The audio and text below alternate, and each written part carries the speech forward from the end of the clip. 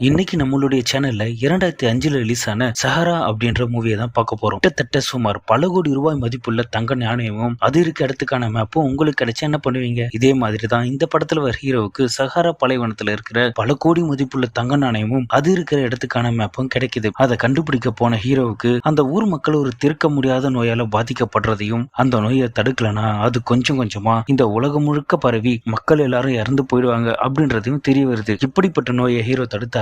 அவர் தேடி போன தங்கம் கிடைச்சதா இல்லையா அப்படின்றத தான் இந்த மூவில நாம பார்க்க போறோம். படத்துக்குள்ள போறதுக்கு முன்னாடி மறக்காம நம்ம சேனலுக்கு சப்ஸ்கிரைப் பண்ணிடு மக்களை. நான் தான் உங்கள் இணைய நண்பன் ஸ்ரீனா. இது உங்கள் ஸ்ரீனா ஃபோர் மூவி சேனல். படத்தோட ஸ்டார்டிங் சீன்லயே கிட்டத்தட்ட 1865வது வருடம் சிவில் வார் முடிகிற காலகட்டத்தை காமிக்கிறாங்க. என்னதான் போர் முடிகிற காலமா இருந்தாலும் சில இடங்கள்ல இன்னும் போர் மும்முரமா நடந்துகிட்டு தான் இருக்கு. இப்படி போர் ஒரு பக்கம் நடந்துகிட்டு இருக்க அங்க இருக்க படைத்தளபதி ஒரு பயங்கரமான இரும்பு தகடுகளால் உருவாக்கப்பட்ட கப்பல்ல ஏதோ சில பெட்டிகளை ஏத்திக்கிட்டு இருக்காரு. அதுக்குள்ள என்ன இருக்குன்னு தெரியல.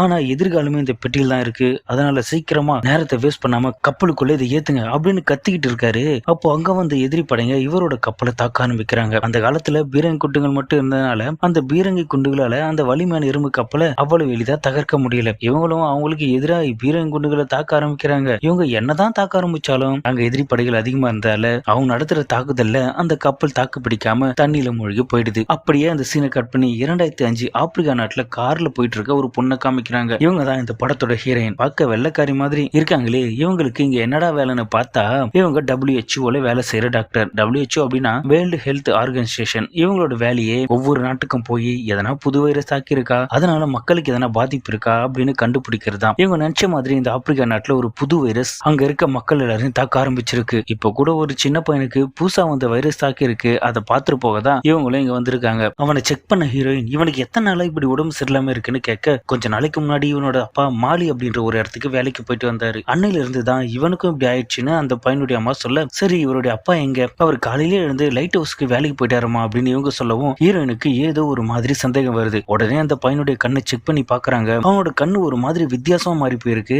உடனே அவன் ஹாஸ்பிட்டல் கூட்டிட்டு போக சொல்லிட்டு ஹீரோயின் அவர் கூட இருக்க இன்னொரு டாக்டர் கிட்ட அதே நோய் தானே இதுவும் அப்படின்னு கேட்க, அவரும் ஆமா அதேதான், இங்க பாருங்க டாக்டர், இந்த நோயால பாதிக்கப்பட்டு இதுவரைக்கும் 6 பேர் இதே ஊர்ல இறந்து போயிருக்காங்க. இப்படியே இதை விட்டோம் இது இந்த நாடு முழுக்க பரவும், அதுக்கப்புறம் இந்த உலகம் முழுக்க பரவி உலக பேரழிவு ஏற்பட வாய்ப்பு இருக்கு. அதனால நம்ம ஃபர்ஸ்ட் மாலி நாட்டுக்கு போய் இந்த நோயை பத்தி ஆராய்ச்சி பண்ணணும். ஏன் மாலி நாட்டுக்கு போகணும்னு சொல்றேன்னா, இந்த நோய் பரவி இறந்தவங்க எல்லாரும் அந்த நாட்டுக்கு போயிட்டு வந்தவங்க தான். அதனாலதான் நான் அங்க போகணும்னு சொல்றேன்னு ஹீரோயின் சொல்ல, கூட இருந்த டாக்டர் ஏமா இருமா கொஞ்சம், நீ பாட்டுக்கு நான் அங்க போகணும் இங்க போகணும் சொல்றேங்க, நம்மளோட வேலை என்ன, இங்க இருக்க நோய் வந்தவங்களை செக் பண்ணிட்டு ரிப்போர்ட் அனுப்பணும், அவ்வளவுதான். ஆனா நீ என்னடானா அதை விட்டுட்டு தேவையில்லாம வேலையெல்லாம் பார்த்துட்டு இருக்கேன்னு அவரு கேட்கவும், இதையெல்லாம் கேட்ட ஹீரோயின் அவரை கோபமா முறைக்க, இதை பார்த்த டாக்டர் சரி புரியுது, நீ முடிவு பண்ணிட்ட, நான் உயர் அதிகாரிகிட்ட பேசி பாக்குறேன்னு சொல்றாரு. இவர் இப்படி சொன்னதுக்கு அப்புறம் ஹீரோயின் கொஞ்சம் கூட டைம் வேஸ்ட் பண்ணாம, நீங்க இங்க இருக்க வேலையை பாருங்க, நான் போய் அந்த லைட் ஹவுஸ்ல வேலை செய்யற இந்த பையனோட அப்பாவை பார்த்துட்டு வரேன்னு சொல்லிட்டு கிளம்பிட்டாங்க. அங்க போய் பார்த்தா அங்க பையனோட அப்பா இறந்து போயிருக்காரு. அவரோட கண்ணும் அந்த பையன் கண்ணு மாதிரியே மாறி போயிருக்கு. இவரும் அந்த நோய் வந்துதான் இறந்து போயிருப்பாரு போல. உடனே ஹீரோயின் இவரோட பிளட் சாம்பிளை கலெக்ட் பண்ணிட்டு காருக்கு போய் கிட் எடுக்க போறாங்க.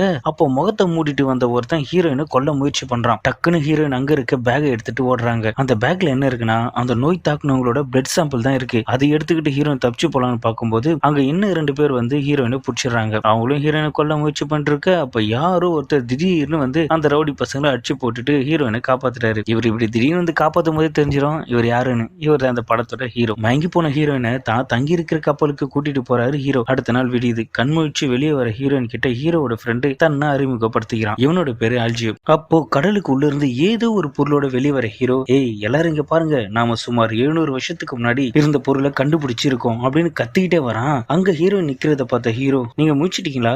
சாரிங்க, என்னால உங்களை மட்டும் தான் காப்பாற்ற முடிஞ்சது, உங்களோட பேகை அவனுக்கு தூக்கிட்டு போயிட்டானுங்க அப்படின்னு சொல்லிட்டு இருக்கும்போது அங்க வந்த ஹீரோட ஓனர் ஹீரோயினை காப்பி குடிக்க கூட்டிட்டு போயிடுறாரு. அப்படியே அந்த சீனை கட் பண்ணி ஹீரோவும் ஆல்ஜியோவும் காமிக்கிறாங்க. அப்போ ஹீரோவுக்கு ஒரு கால் வருது. அதை அட்டன் பண்ணி பேசினவர் ஒரு மாதிரியா சிரிக்க ஆரம்பிக்கிறாரு. ஹீரோ இப்படி சிரிக்கிறத பார்த்த ஆல்ஜியோ, என்னப்பா ஏதோ க்ளூ கட்சிச்சு போல? ஆமா ஆல்ஜியோ, இத்தனை நாளா நம்ம தேடிட்டு இருந்த அந்த ஒரு கப்பலை பத்தின க்ளூ நமக்கு இப்ப கிடைச்சிருக்கு. இதை போய் பார்ட்டியில இருக்க ஓனர் கிட்ட நம்ம சொல்லி ஆகணும். ஃபர்ஸ்ட் நீ அந்த பார்ட்டிக்கு போ, நான் நம்ம ஓனர் நம்புற மாதிரி ஒரு க்ளூ எடுத்துட்டு வரேன் அப்படின்னு சொல்லிட்டு ஹீரோ இங்கே கிளம்பி போறாரு. அப்படியே அந்த சீனை கட் பண்ணி பார்ட்டி நடக்கிற இடத்த காமிக்கிறாங்க. அங்க ஹீரோட ஓனர் பார்ட்டியில அவருடைய கம்பெனி பத்தி ஸ்பீச் கொடுத்துட்டு இருக்காரு. அப்போதான் நமக்கு விஷயம் புரிய வர ஆரம்பிக்குது. ஹீரோ வேலை செய்யறாருல, இது எந்த மாதிரியான கம்பெனினா பழங்கால பொருட்கள் அது எல்லாத்தையும் கண்டுபிடிச்சு உலகத்துக்கு காட்டி அதன் மூலமா பணம் சம்பாதிக்கிற ஒரு நிறுவனம். இப்போ ஓனர் என்ன சொல்றாருன்னா, எங்களுக்கு அரசாங்கம் சரியா நிதி உதவி வழங்குறது இல்ல. இருந்தாலும் நாங்க 700 வருஷம் பழமையான ஒரு பொக்கிஷத்தை கடலுக்கு அடியில இருந்து கண்டுபிடிச்சிருக்கோம். அதுதான் இது அப்படின்னு சொல்லிட்டு ஹீரோ காலையில கண்டுபிடிச்சு அந்த பழங்கால பொருளை எல்லாருக்கும் காமிக்கிறாரு. அரசாங்கமே நிதி ஒதுக்க முடியாத இந்த விஷயத்தை எங்களுக்காக நிதி ஒதுக்கி உதவி பண்றவரு